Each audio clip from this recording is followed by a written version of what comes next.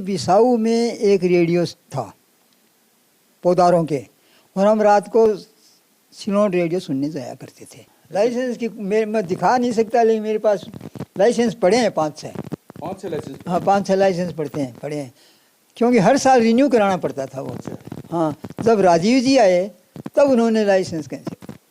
उससे पहले लाइसेंस लगता था 3 रुपये साल का। आपके हसीन मुख पे आज नया नूर है, मेरा दिल मचल गया तो मेरा क्या कसूर है।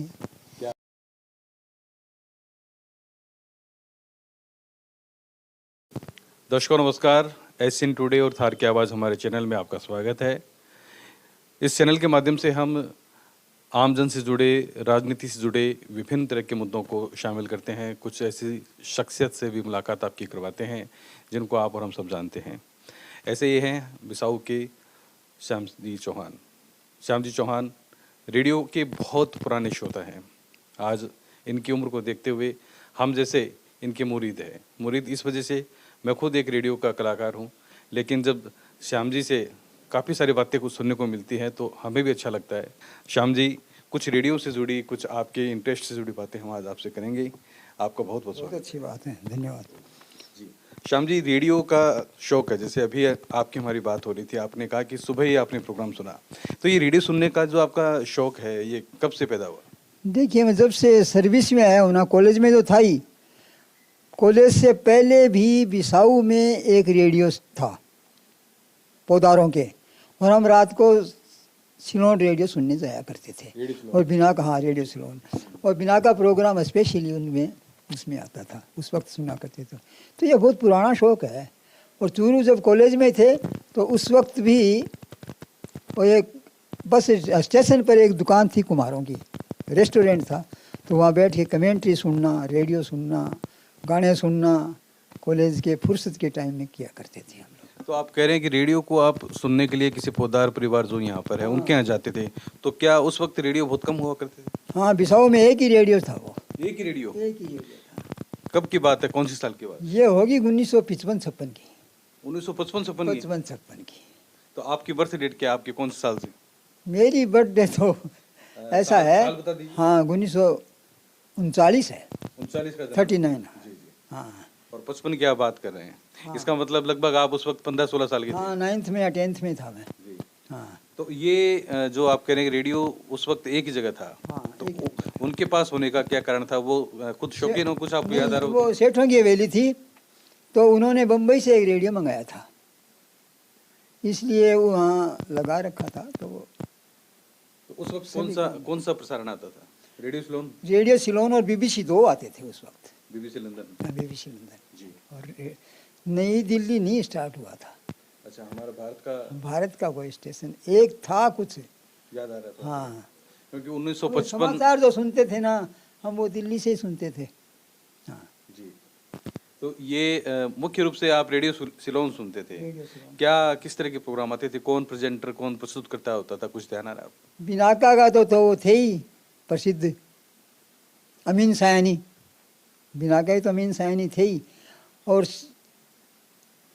एक अनाउंसर थे, बहुत अच्छे, नाम तो मैं भूल रहा हूँ। हाँ, वो उनका प्रोग्राम खूब आता था। और एक औरत थी, वो भी बहुत बढ़िया अनाउंसर, महिला एंकर भी अच्छा बोलती थी। बहुत अच्छा। जी। तो ये रेडियो सुनने का शौक कैसे पैदा हुआ? क्या मतलब ऐसी कैसी धुन सवार हुई कि रेडियो सुनने के लिए आप उनके यहाँ घर जाते थे? अखबारों में पढ़ते थे। अच्छा। उन अखबारों से प्रेरणा लेके फिर हमने पता चला कि रेडियो वहाँ है, इसलिए रेडियो की धुन सवार हुई। रेडियो में क्या शौक था? जैसे कमेंट्री या गीत संगीत, क्या अच्छा लगता था? संगीत और गाने ही अच्छे लगते थे। कमेंट्री का उस वक्त ज़्यादा नॉलेज नहीं था, लोगों को अखबार तक का पता नहीं था कि अखबार भी होता है कोई चीज़। अच्छा। हाँ, तो 1955, हमारे ख्याल से देख लीजिए आप 70 साल से ऊपर हो गए उस वक्त को। हाँ। 1955 को। तो ये जो इतना रेडियो से आपका संपर्क रहा है, क्या कुछ सीखने को मिला? रेडियो को आप अपने आसपास कितना पाते हैं? रेडियो के आसपास, रेडियो को हमारे पास आसपास ही जानते हैं। सब कुछ जो कुछ भी लिया हमने पढ़ाई के अलावा, वो सब रेडियो से ही सीखा। जी। तो ये तो बात थी आपके मतलब विद्यार्थी काल की, आप जब किशोर अवस्था में थे 15-16 साल के, जब आपने नौकरी की, अपना कारोबार किया, तो उस वक्त क्या मतलब उस वक्त भी रेडियो से साथ रहा आपका? बिल्कुल। मेरे पास एक रेडियो था, उसमें दिल्ली स्टेशन था और भी बहुत से स्टेशन थे उसमें। Medium wave, short wave, medium short wave 2 band का रेडियो था। अब तो एफएम का भी जमाना है। हम एफएम का तो आप ही लाए। एफएम का ज़माना है तो एफएम तो आप ही लाए। और मैं बड़ी खुशी हुई जब चूरू ने एफएम शुरू किया था। आकाशवाणी चूरू से। आकाशवाणी चूरू से। ये 1992 की बात है। हाँ, ये आपने चूरू मैं उस वक्त तो बड़ा यहाँ रिटायर होके आ भी गया था। 92 में आ गए थे। हाँ, 87 में, 97 में, 87 में, 97 में, 92 में नहीं आया, 97 में आया मैं। 97 में। हाँ, लेकिन बिसाऊ तो आना जाना था, चूरू वहाँ भी सुनता था। कहाँ? मेरा रेडियो इतना पावरफुल था, किस खेतरी जगह? कोपर में। खेतड़ी कोपर में। अच्छा, खेतड़ी में आप नौकरी में थे, नौकरी में था। तो वहाँ आप मतलब जो सिग्नल पकड़ता था वहाँ पे? हाँ, सिग्नल पकड़ता था क्योंकि हमारा स्टेशन ऊंचाई पे था और वहाँ उन्होंने एक छोटा सा स्टेशन भी बना रखा था, वो प्रसारित करता था आपका चूरू। अच्छा, रेडियो चूरू की हम बात करें तो आकाशवाणी चूरू से कौन से कार्यक्रम आपको अच्छे लगते हैं? आकाशवाणी चूरू से इस वक्त तो याद नहीं आ रहा, लेकिन सारे कार्यक्रम ही चूरू के सुनते थे उस वक्त। आकाशवाणी दिल्ली वगैरह सिर्फ समाचारों के लिए था। चूरू के समाचार हमें टाइम स्लॉट तो वही था, लेकिन दिल्ली से ज़्यादा सुनते थे समाचार। हाँ, साफ सुथरा समाचार आता था चूरू से, एफएम पर होने पे। एफएम होने से। तो समाचारों के साथ साथ प्रोग्रामों में प्रोग्राम में आपका एक गाँव का आता था, एक प्रोग्राम आपका दिया हुआ ही था, वो क्या था, किस तरीके से, कौन सा क्या टाइटल था? एक तो जैसे आज मैं उस गांव में बोल रहा हूँ, ये आज ये हो रहा है, वो हो रहा है।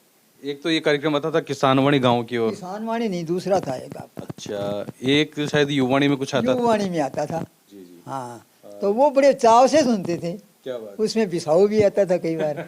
हाँ, वो बड़े बिसाऊ आपकी की कुछ आवाज़ का खूब आनंद लेते थे उस वक्त। मैं यहाँ कोई रंग रास लीला है या और कुछ है, कई गाँव को आपने कवर किया था, वो सारे प्रोग्राम सुनते थे। क्या लगता है आज जो रेडियो है वो आपको कितना सुकून देता है? आप रिटायरमेंट लाइफ जी रहे हैं, कितना रेडियो से कितना टाइम पास होता है? रेडियो नहीं रहा। क्यों? अब रेडियो नहीं रहा, सिर्फ चूरू से सुन लेते हैं सुबह 7 से लेके 8:15 बजे तक, और गीत संगीत सुनता रहता हूँ। अभी जैसे आज दोपहर में भी मैं खुद सुन रहा था तो बहुत अच्छे से गीत आ रहे थे। हाँ हाँ, गीत सुनता हूँ। आपका प्रोग्राम बताना, सुबह 7 बजे सुनता हूँ। अच्छा श्याम जी, ये जो रेडियो है इस वक्त कौन सा है आपके पास? किस क्वालिटी का है, छोटा बड़ा या? मेरे पास एफएम वो है, फिलिप्स का पावर हाउस है। अच्छा, रेडियो डिजिटल हो गया है, ऑनलाइन भी हो गया है, आप तो मोबाइल भी चलाते हैं आजकल, फेसबुक पर भी आपका अकाउंट है। आपका अकाउंट, आपका जो एफएम है वो मोबाइल पे सुनता हूँ। अच्छा, मोबाइल पर भी सुनते हैं? मोबाइल पर ही सुनता हूँ मैं आपका। और रेडियो भी है वैसे आपके? रेडियो भी है, रेडियो कम ही सुनता हूँ। जी, जी। अच्छा, एक रेडियो में जब हम गीत संगीत सुनते हैं, बहुत सारे जो व्यक्ति होते हैं उनके अपने अपने कलाकार होते हैं पसंद, जैसे आवाज़ रफ़ी साहब, किशोर, मुकेश जी, तो आपके पसंदीदा गायक कौन है आज, जिनको आप जब बहुत ज़्यादा सुनते हैं तो उसमें खो जाते हैं, ऐसा क्या है?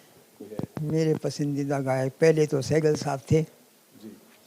उसके बाद मोहम्मद रफ़ी साहब को आज तक सुनता हूँ और खूब सुनता हूँ। रफ़ी साहब के दीवाने? हाँ बिल्कुल। मेरे पास रफ़ी साहब की डीवीडी, सीडी, पुराने जो कैसेट थे वो अच्छे हैं। अभी भी हैं? अभी भी हैं। चलिए, तो ये रफ़ी साहब का कोई ऐसा गीत जो आपको बहुत अच्छा लगता हो, आपके दिल के आसपास हो? हाँ, जिसको आप गुनगुनाते रहते हैं, क्योंकि अक्सर हर एक आदमी का एक अपना शौक होता है, तो बाथरूम सिंगर नहीं तो सही, लेकिन कभी कभी तो याद आते होंगे। नहीं, सिंगर भी रहा हूँ मैं, ये बात नहीं है। ये बात है। हमें पता नहीं कि आप सिंगर हैं। हाँ, वो जो प्रोग्राम उसमें होते थे जैन पुस्तकालय में, उसमें 1-2 बार गाया भी है रफ़ी साहब के गाने। तो कौन सा ऐसा गीत है जो आपको बहुत अच्छा पसंद है, जिसकी हम 2 लाइनें आपसे सुनना चाहेंगे, उस दिल की बात? जी। आपके हसीन मुख पे आज नया नूर है, मेरा दिल मचल गया तो मेरा क्या कसूर है। क्या बात है, क्या बात है, बहुत शानदार, बहुत मधुर एक आवाज़ में, एक अपनी लय ताल में इन्होंने अपने धुन में उस गीत को गाया है। रफ़ी साहब का गीत है ये।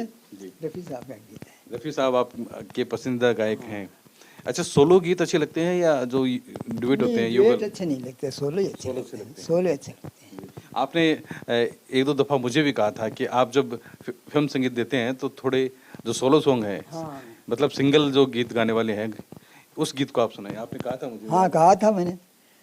एक मिताली सिंह का एक गीत आता था, हम्म, वो बहुत अच्छा गजल थी वो। उनसे मेरी सब कोशिशें। हाँ, मेरी सब कोशिशें नाकाम थी उसको बुलाने में। हाँ, तो ये अच्छा, मैं इतना सा ही जानना चाहता हूँ हमारे श्रोताओं के लिए, हमारे जो दर्शक है चैनल के, उनके लिए कि रेडियो से क्या प्राप्ति होती है, रेडियो हमारे जीवन में कितना उपयोगी मानते हैं आप? उपयोग करने वाला होना चाहिए। रेडियो से बहुत ज़्यादा मिल सकता है, उसका उपयोग करने वाला चाहिए। रेडियो से भारत की संस्कृति मिलती है, आने जाने की। रेडियो से संस्कृति के अलावा रहन सहन कैसा है इंडिया का, बोलचाल कैसी है हिंदुस्तान की, किस तरह के आदमी हैं, हमारा ग्रामीण विकास कैसा हुआ है, ग्रामीण में कैसे कैसे आदमी रहते हैं, इन सब को आपने भी किया है कवर। तो ये सब रेडियो, साहित्य कैसा है, ये सब रेडियो से ही कवर होता है। श्याम जी, हम बातचीत का समापन करें इससे पहले मैं आपसे एक संदेश लेना चाहूँगा कि जो कुछ जो साथी हैं वो रेडियो को बिसराते जा रहे हैं, भूलते जा रहे हैं, उनके लिए आप क्या कहेंगे? मैं ये कहना चाहूँगा कि मोबाइल छोड़ के रेडियो पे सुनना चाहिए। रेडियो में विविध कार्यक्रम आते हैं, मोबाइल इतना कवर नहीं करता है। मोबाइल में तो आप एक चीज़ में लग जाते हो, लगे रहते हो, उसी टाइप के दूसरे आ जाता है। रेडियो सभी तरह का कवर करता है। तो मैं करना चाहूँगा अपील सबसे कि मोबाइल को थोड़ा कम करो, रेडियो घर में रखो, रेडियो ज़्यादा सुनो। क्योंकि रेडियो की हम सुनते वक्त काम भी कर सकते हैं। काम भी कर सकते हैं, रेडियो बोलता रहता है, आप काम करते रहो। न उसमें नेट का कोई चक्कर है, न कोई और चक्कर है। हाँ। तो दर्शकों, हमारे वयोवृद्ध बहुत ही बुजुर्ग हमारे साथी ही हम कहेंगे, क्योंकि मेरे बहुत अच्छे प्रशंसक रहे हैं और हमें खूब सुनते हैं, खूब हमारा मार्गदर्शन करते हैं, हौसला बढ़ाते हैं। तो आज हमारी भी तमन्ना थी कि रेडियो के इतने अच्छे लिसनर, इतने अच्छे श्रोता, प्रबुद्ध श्रोता है और उनका कितना कब से लगाव है। उन्होंने बताया कि जब ये कॉलेज में पढ़ते थे तब से रेडियो के मुरीद हैं। एक रेडियो का हमने सुना है कि रेडियो की उस वक्त लाइसेंस लेना पड़ता था, कुछ ऐसी बात? लाइसेंस की मैं दिखा नहीं सकता, लेकिन मेरे पास लाइसेंस पड़े हैं 5-6। 5-6 लाइसेंस? हाँ, 5-6 लाइसेंस पड़े हैं, क्योंकि हर साल रिन्यू कराना पड़ता था वो। हाँ, जब राजीव जी आए तब उन्होंने लाइसेंस कैंसिल। उससे पहले लाइसेंस लगता था 3 रुपये साल का। तो श्रोताओं, आज श्याम जी चौहान से हमने आपको रूबरू करवाया और बहुत पहले ये रेडियो में पत्र भी लिखा करते थे और रेडियो से इनकी संवाद की जो सिलसिला था वो जारी है। आज हमने फिर से कोशिश की इनके मन को टटोलने की और इनकी बातचीत, इनका गाने का अंदाज़ आपको कैसा लगा हमें ज़रूर बताइएगा, ताकि हम श्याम जी को वो चीज़ बताएंगे। और श्याम जी हमारे चैनल के फॉलोवर भी हैं, चैनल को देखते भी हैं, तो निश्चित रूप से आप श्याम जी को जो बताएंगे सीधा इनके पास अपने आप पहुँच जाएगा। कैमरा पर्सन हनीफ खान के साथ SN टुडे के लिए मैं कुंज बिहारी बिरमी वाला।